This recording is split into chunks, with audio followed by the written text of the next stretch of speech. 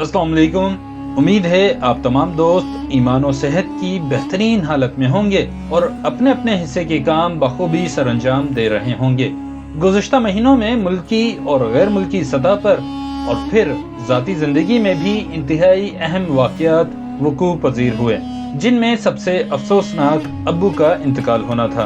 आप सब से अब्बू के हक में दुआ की दरख्वास्त है। वीडियोस का बाकायदा आगाज भारत और चीन के दरमियान होने वाली आंख मचोली और इस पर भारत की जानिब से बच्चों वाले रद्दमल से करते हैं।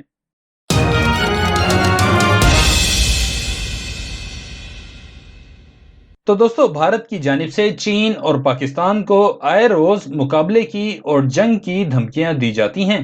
लेकिन अब जब मुकाबले का वक्त आया तो भारत ने अपनी दुम दबाना मुनासिब समझा और मुल्कों के दरमियान होने वाले बैनुल-अक़वामी मिलिट्री गेम्स में शिरकत से माजरत कर ली है। भारत की जानिब से बाज़ाब्ता तौर पर ऐलान किया गया कि वो इस बार शंघाई कोऑपरेशन तंजीम के तहत होने वाले सालाना मिलिट्री गेम्स में शिरकत के लिए अपने फौजी दस्ते नहीं भेज रहा, और इसकी वजह यह बताई गई है कि क्योंकि चीन के फौजी दस्ते भी इन मिलिट्री गेम्स का हिस्सा होंगे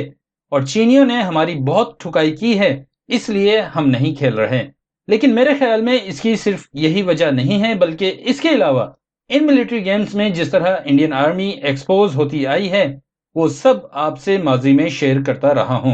सबसे ज्यादा कुत्ते वाली बेइज्जती 2017 में हुई थी, जब टैंक बैथलॉन के मुकाबले में इंडियन आर्मी का टैंक मुकाबले के दौरान खराब हो गया। इसके बदले में रिजर्व टैंक मैदान में उतारा गया, लेकिन लतीफा मुलाहिजा फरमाएं कि वो भी खराब हो गया था और इंडियन फौजी टैंकों के मुकाबले में खुद भागते हुए नजर आए थे। इसी तरह 2018 और 2019 में जहां पाकिस्तान और चीन के फौजी दस्तों ने नुमाया कारकर्दगी का मुजाहरा किया था, वहीं दूसरी तरफ भारतीयों का शुमार न 3 में था और न ही 13 में। तो चीन की मौजूदगी तो सिर्फ बहाना नजर आती है। असल वजह यही है कि इन बैनुल-अक़वामी गेम्स में इंडियन आर्मी पिछले 3 साल से एक्सपोज हो रही है और अब 2020 में भारत इस बात का मुतहम्मिल नहीं हो सकता कि एक बार फिर इसकी आर्मी एक्सपोज हो, क्योंकि अब की बार अगर इंडियन आर्मी फेल होती है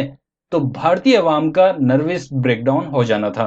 क्योंकि 2017 से भारतीय फौजियों की ठुकाई हो रही है। सबसे पहले डोकलाम में भारतीयों को यादगार फ्लाइंग किक का मुजाहरा देखने को मिला था, फिर 2019 में अभिनंदन चाय पीने पाकिस्तान आ गया, और इसके बाद अब वादी गलवान का चप्पा चप्पा इस बात की गवाही दे रहा है कि यहाँ चीनी फौजियों ने सरसों के तेल में डूबे हुए डंडे भारतीयों पर इस्तेमाल किए थे। और अगर भारतीयों की इस बात को ही सच मान लिया जाए कि चीन की मौजूदगी की वजह से फौजी दस्ते नहीं भेजे जा रहे, तो फिर हकीकत में भारत बच्चों वाली बेईमानी कर रहा है, क्योंकि अगर चीनी फौजियों ने सरसों के तेल में डूबे हुए डंडों से वादी गलवान में भारतीयों की ठुकाई कर ही दी,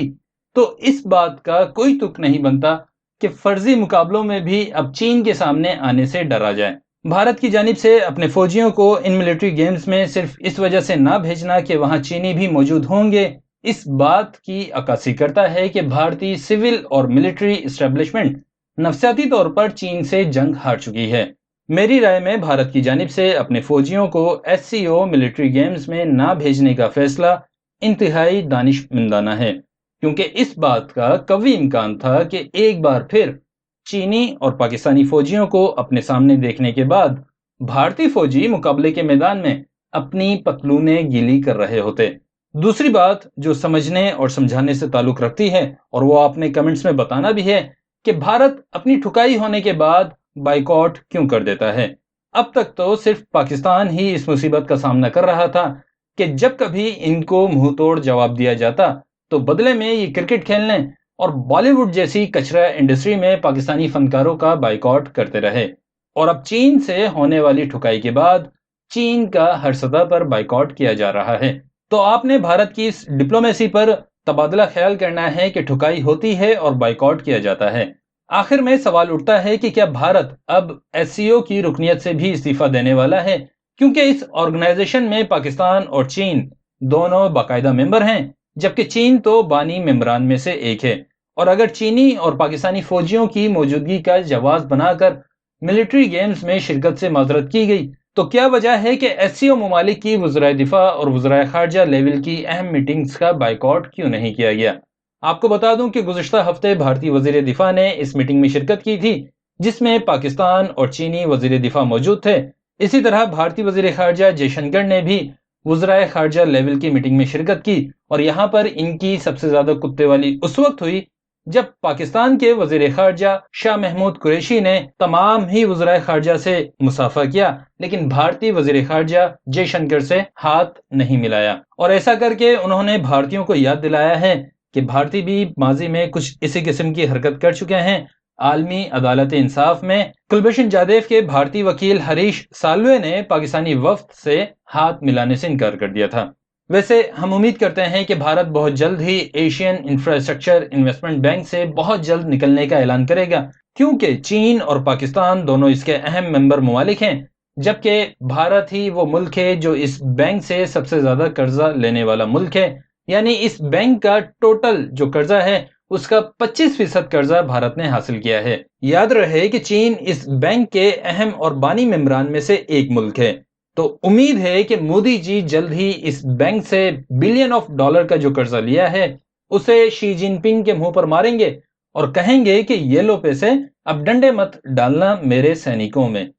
مطلب ڈنڈے مت مارنا میرے سینیکوں کو۔ تو اب تک کے لیے اتنی تھا۔ ویڈیو کو لائک اور شیئر کریں اپنے دوستوں کے ساتھ، واٹس ایپ پر، فیس بک پر، ٹویٹر پر، جو بھی میڈیم آپ یوز کرتے ہیں۔ چینل کو سبسکرائب کریں، بیل آئیکن ضرور پریس کیجئے گا۔ اپنا بہت خیال رکھیں، مجھے اپنی دعاؤں میں یاد رکھیں۔ اللہ حافظ۔